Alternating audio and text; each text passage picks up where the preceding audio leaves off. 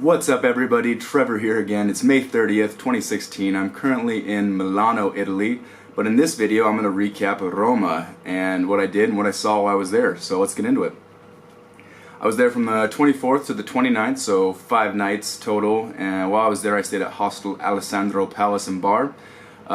Great location, pretty close to Termini Station, which is the main station there in Roma, and it's got a bar on the roof, and it's got a bar on the main floor, so if you're trying to party, it's a pretty hard spot to beat.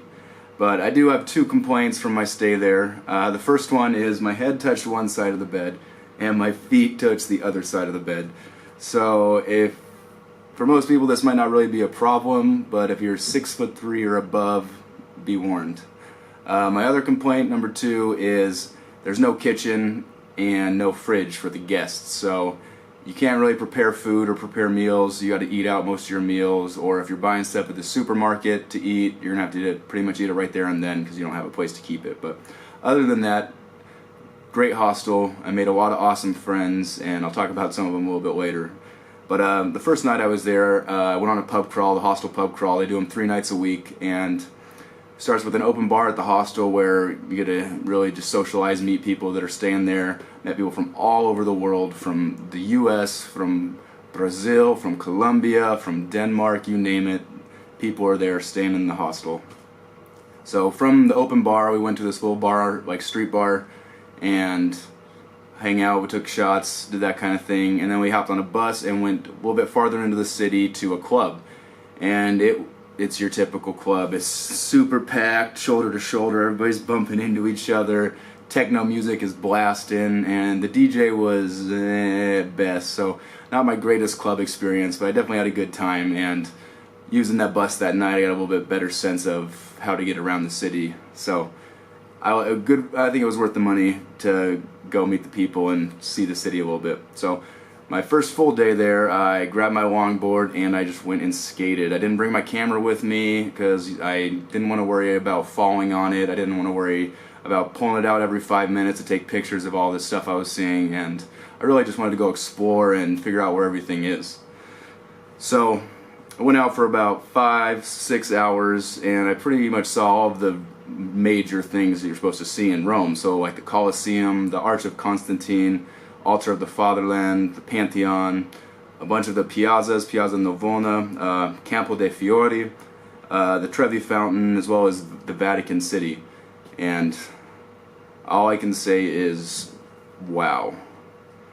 It was one of the most incredible experiences of my life, and I'm going to do my best to put into words what happened, because it was just something else. So about 4 hours into this day of skating, I'd seen most of the ancient stuff like the Colosseum and the Arch and the Pantheon, and I was making my way to the Vatican City. And as I'm getting closer and closer, I started to get more and more emotional, and I couldn't explain it. I wasn't sure why I was feeling the way I was feeling, and by the time I got to the Vatican, I was just crying, like uncontrollable tears. And I couldn't decide if they were tears of joy or if I was just so struck by the magnificence of these beautiful buildings all around me and their grandeur and the fact that they've stood for centuries, if not millennia. But for 45 minutes to an hour, I was crying while I was skating around. So depending on who you are and why you're traveling, you might not start crying when you're seeing the sights of Rome, but that's what happened to me. So the city is very beautiful, and you gotta think about what this incredible place must have looked like back in its heyday. Yeah, some of the sites are still completely clad in marble, like the Altar of the Fatherland, so they're beautiful white and they soar into the sky, and you really can't take your eyes off them. Things like the Trevi Fountain is still completely clad in marble and white and so pristine and beautiful.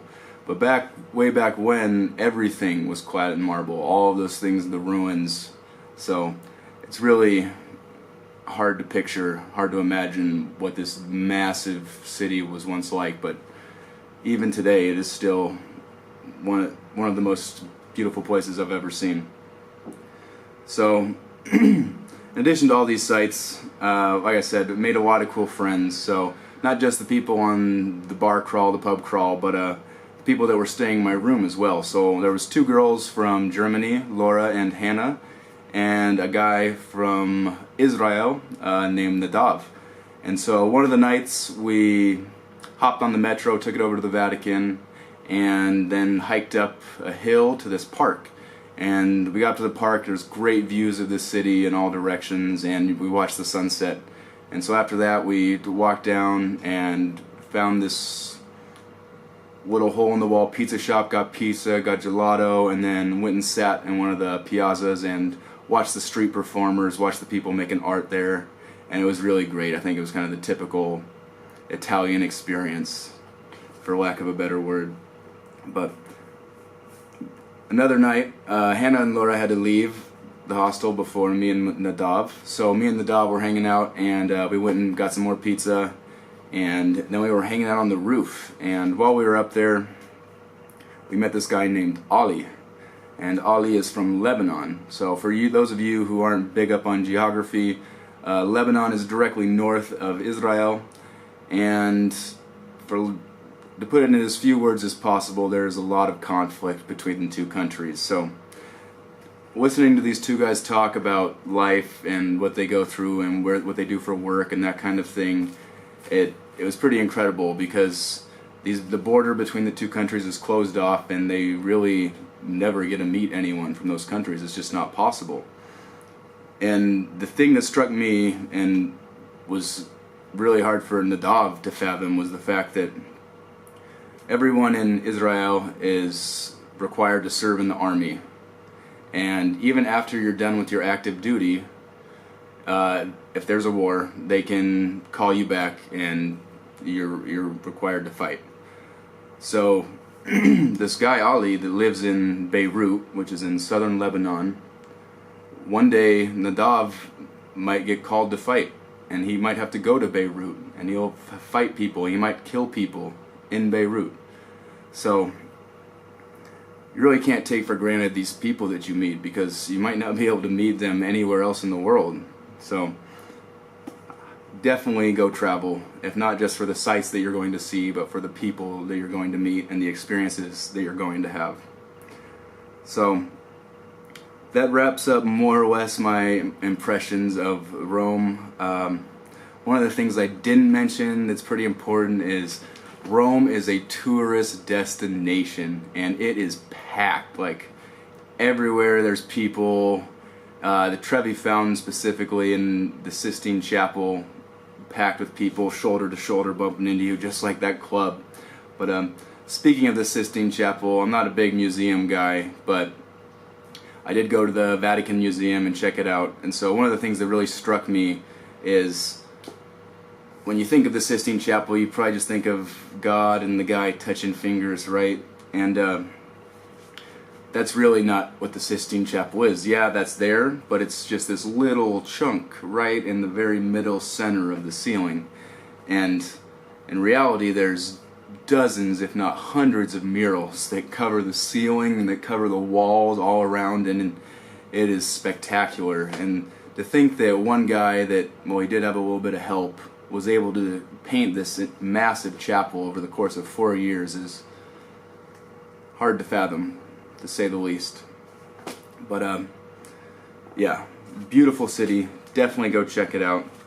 I'm going to end this video with what I've been reading recently, because I haven't been keeping you guys updated in the last video or two. So I've been reading Ralph Waldo Emerson. Great author. He writes a few essays. The ones specifically I've read are Selfreliance, Nature, and Friendship. So these are short essays. I highly recommend you go check them out. They're beautiful and poetic, and they might change the way you look at the world, or the way you look at your relationships with other people, or the way you look at yourself. So go check them out. This one's from Selfreliance. What I must do is all that concerns me, not what the people think. This rule, equally arduous in actual and in intellectual life, may serve for the whole distinction between greatness and meanness. It is the harder because you will always find those who think they know what is your duty better than you know it. It is easy in the world to live after the world's opinion. It is easy in solitude to live after your own. But the great man is he who in the midst of the crowd keeps with perfect sweetness the independence of solitude. So that'll wrap it up for this video and my Roma. That covers just about everything. I'm just in Milano till tomorrow, so I'll get a short video up of this stay and what I did here. The next stop is Munich, where I'm going to be meeting up with some family friends for the next few days to a week. So thanks for watching, guys. Hope you enjoyed, and until next time, talk to you soon.